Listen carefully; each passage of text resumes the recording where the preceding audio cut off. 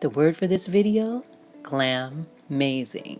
Glitter, glam, and sequins are totally trending right now, and not just for holiday parties or New Year's Eve, even though I will admit those are good excuses to get a little flashy.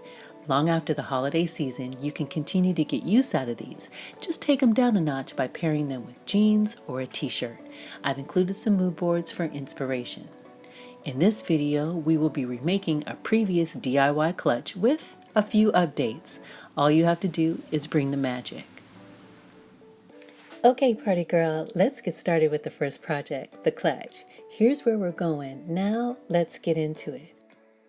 So on this particular tutorial, we have some edits and updates. So this is the clutch, if you remember. This is the clutch that we did from before. If you're just catching up with us and you're not sure exactly, what's going on, please do watch the previous video and then come back and watch this one and you'll be up to speed, no problem.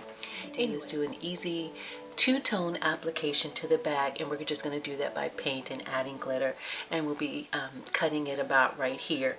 The other thing that we want to do, and this is actually a pattern change, is that I didn't hate, but I didn't really love the corners on this bag. I thought it was just too severe, so I definitely want to change that, and I also want to change the fixture.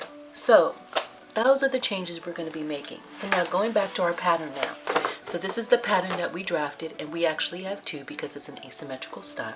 And so if you can see, if I can just point this out, so you see how the corners are very sharp. So that's really what we're going to change on this particular pattern, nothing else. We're just going to change that. And so what I've done already is I've already jumped ahead and I've changed the corner on my pattern, and this was really super simple. All I did was I took my pattern, I laid it out on the paper, oak tag paper, whatever you're going to use to make your new pattern, your second pattern. And then what you do is you just soften the edge, as I did on this one, as you can see. So if you lay, these on top of each other, they are exactly the same. The only difference, I think you guys can see, is that I just rounded it slightly to give it a nicer shape. And that's all you have to do to your pattern. And then, as always, just make sure that you put in all of your sewing information that you need to know. So you need to know what you're calling this style. I'm calling it an asymmetrical remix or evening clutch. And then this is for both front and back. And again, as I did in the previous video, I will make two because it's an asymmetrical style. Okay? And so that's the update that you guys need. I didn't want glitter on the whole bag, so I masked off part of it. I used some painter's tape I had from a previous project. I wasn't sure how much glitter I wanted, so I started off light and then I built up. Overall, I put on about 3 layers of glitter. Apply the Mod Podge, then the glitter, let dry, and repeat.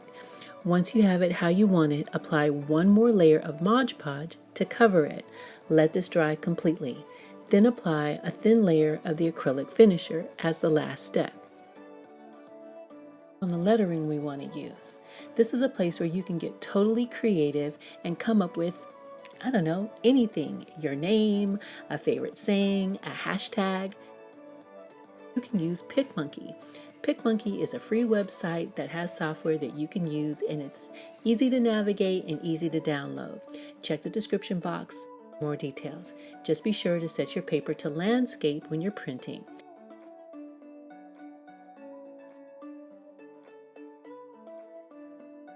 Here's our lettering all finished and cut out.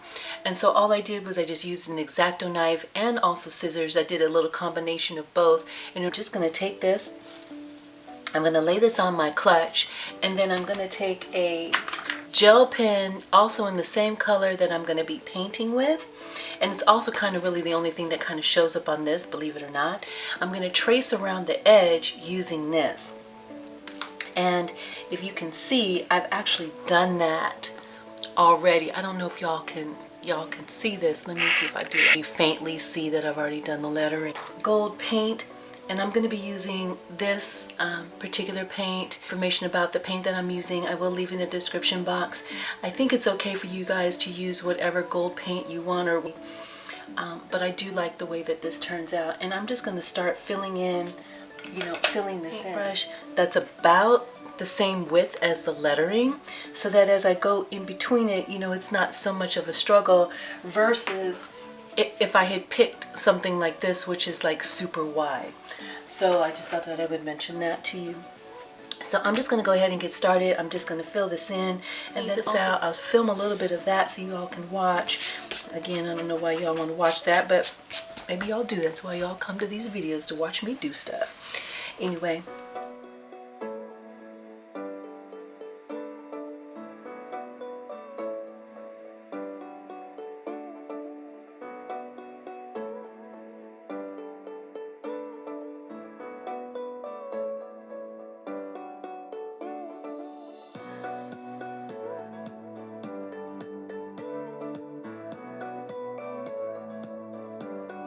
There is a video already posted for how to construct this clutch. If you haven't seen that video, I highly recommend that you check it out, and you can follow along with the steps, because the steps really aren't very different. But there is one call out that I do want to make. So now mind you, when you put it under your arm and you carry it, and you know, whether you carry it under your right or your left, it's really kind of up to you. But when I carry mine, and then you want to think about how you want to pull your zipper, right? So for me, if I have it underneath my arm, I think it's going to be easier if I pull from left to right. So knowing that, I want to have my zipper on, I want to set my zipper in this direction. Because, okay, so I just want to go over real quickly with you the fixture that I'm going to be adding to this bag. So, you know, some of this stuff I've already done off camera, but I just wanted you to see it. So I picked this hoop. And if you guys have been following the trends, and you know that circles and hoops in terms of hardware, oversized hoops and things are currently on trend for this. And so I did pick something that was big enough to go over my hands. And then what it's going to do is I'm going to attach, so it'll be like this. So on the short side, needs to be inserted into the seam prior to us closing it up. So now, you know, so that the hardware faces on the inside, so that when it's open, it'll flip out, but the presser foot of the machine will clear it. So that's why I don't want to make it, you know, super tight. I want to give myself a little bit of breathing room. The right side, so right side's kiss, as I tell my students, my middle school students. Hey, middle school students. Anyway, I put right sides together, right sides kiss. And then what I'm going to do is I'm just going to stitch around the perimeter 3/8 of an inch down. You know, I've been sewing for a long time, and I still leave myself marks and things to follow to make sure that I'm accurate. And I'm definitely going to do that on the corners to make sure that I round that corner really nicely. So I'll come back and show you, and then I'm going to show you guys how I notch. I don't think I notch any differently than anybody else does, but if you don't know what notching is and you've never done it before, just stay tuned for that, and I'm going to show you how I do it. These corners are notching the corners. And so what happens is that even if you're asking yourself, you know, well, what is notching? Well, why is it necessary? Basically, when you're taking something that's big and you're trying to turn it onto something that's smaller, there's a bunch of excess fabric that can be caught, you know, in that area, and you want it to lay as smoothly as possible. So what people often do is they notch. And so if you're a home sewer and you've ever made a skirt or a jacket or something of that nature, then you already probably have done this and you know what I'm talking about. However, if you're just new to making accessories and you haven't done any home sewing, you may not have heard that term before. So this is what you do. You're just cutting, I think y'all can see that. Pull this back a little bit. I think y'all can see that. You're just cutting little triangles. And you're not cutting, of course, through the seam, you know, or where you did your seam. You're just cutting up to that point. And you're just going to cut these little tiny triangles anywhere you've got a curve. It's all been, you know, I think if I hold it up like that and put my hand behind it, you can see. Again, another reason for leaving space in the top. Open your zipper all the way. And now the moment of truth. We're going to flip this girl inside out. Taking my bone folder, and this is another tool I use, not a lot, but I use it pretty frequently enough.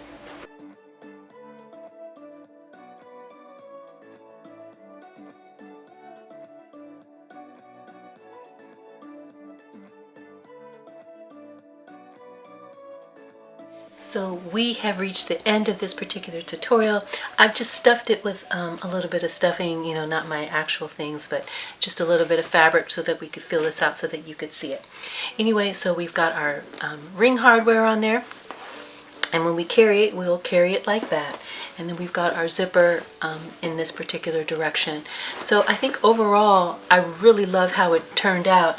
I think this time around, because I used a more softer, I used a softer material, it has a completely different look than the first one.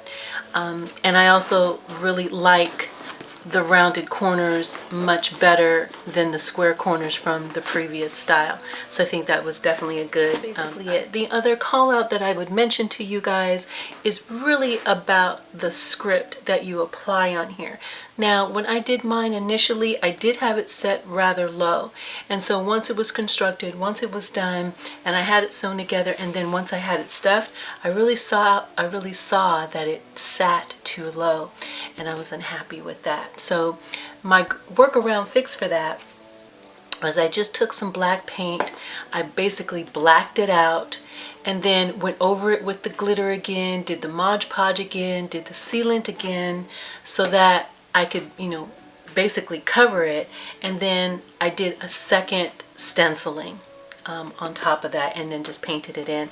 And I'm really glad that I did that. So if you're unsure about where yours is going to end, one, I've given you a workaround, but what you can also do is just wait until you get to this point and do the stencil last.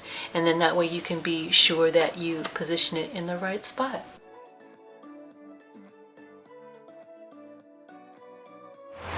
Well, party people, that's it. The tutorial is complete. Hopefully yours turned out amazing. I think mine turned out pretty amazing. I think I've shown it to you a couple times, but let me model it for you one more time. Anyway, as always, I thank you so much for tuning into these tutorials. If you're a subscriber, you should definitely become one so that you can stay up with all the content that I'm going to be posting.